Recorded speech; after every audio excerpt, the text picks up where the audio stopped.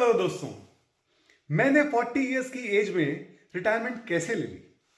मैं रिटायरमेंट के बाद भी इन दीज 7 इयर्स कैसे इतना घूम पा रहा हूं, पैसे कहां से आ रहे हैं, ये सब सवाल आपके होते हैं जब भी मैं किसी टूर से वापस आता हूं।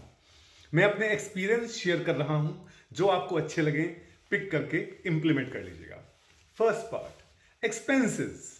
नॉन प्रोडक्टिव एक्सपेंसेस को कम रखिए। मैं 2003 तक किराए के मकान में रहा, लक्ष्मी नगर में, ऑफिस के बिल्कुल पीछे। लोग कहते थे कहीं और ले लो, मैं कहता जाके चाट ले भैंस की पूंछ, क्योंकि मेरा वक्त बहुत बचता था। जहां तक व्हीकल की बात है, जिया जी का बजाज चेतक था, उस पर मस्त होकर घूमते थे।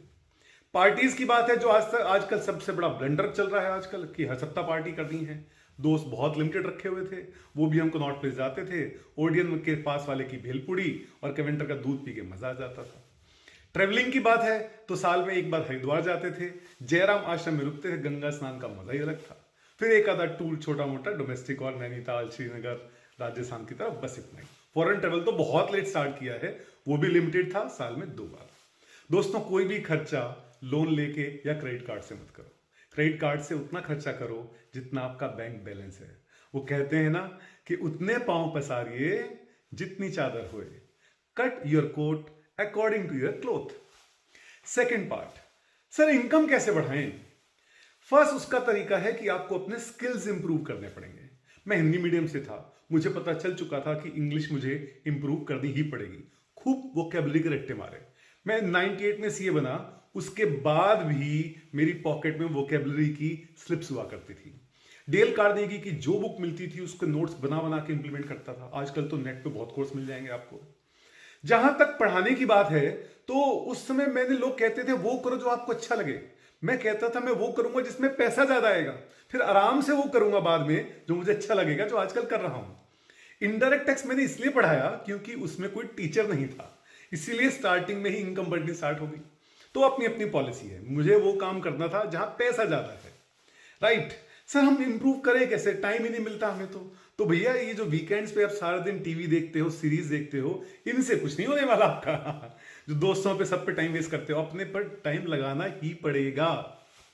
आपको स्किल्स इंप्रूव करने ही पड़ेंगे, रिस्क लेने ही पड़ेंगे। पहले मैं टीवीए में जॉब करता था, फिर सीन शूट में, फिर प्रैक्टिस स्टार्ट करी, फिर उसके बाद पढ़ाना स्टार्ट किया। राइट। तो इनकम बढ़ाने के क्या क्या तरीके, स्किल्स इंप्रूव करो, टेक कैलकुलेटेड रिस्क, और तीसरी बात, आपको वो करना है जहां पैसा अच्छा आए। मेरी सजेशन ये। अब सर पैसा भी आ गया तो इन्वेस्टमेंट कहां करें, कोई इमोशनल डिसीजन नहीं। सीए प्रोफेशन ने मुझे सिखाया कि रिटर्न ऑन इन्वेस्टमेंट चेक करो। तो हमेशा मैं कंपैरिजन जरूर करता था कि भैया की म्यूचुअल फंड में ज्यादा है या एफडी में ज्यादा है या एनएससी में ज्यादा है, फ्लैट में ज्यादा है या कमर्शियल प्रॉपर्टीज में ज्यादा है। तो मुझे हमेशा कमर्शियल प्रॉपर्टीज में ज्यादा अच्छी रिटर्न की। लेकिन आजकल कमर्शियल प्रॉपर्टी से भी ज्यादा म्यूचुअल फंड में रिटर्न आ रही है। मेरा एक्सपीरियंस है। तो अपने आप एक्सपर्ट से बात कीजिए। ये नहीं कि बैंक में पैसे पड़े हैं खाली, नहीं। पर्पज ही तो सारा यही है कि money should work for us.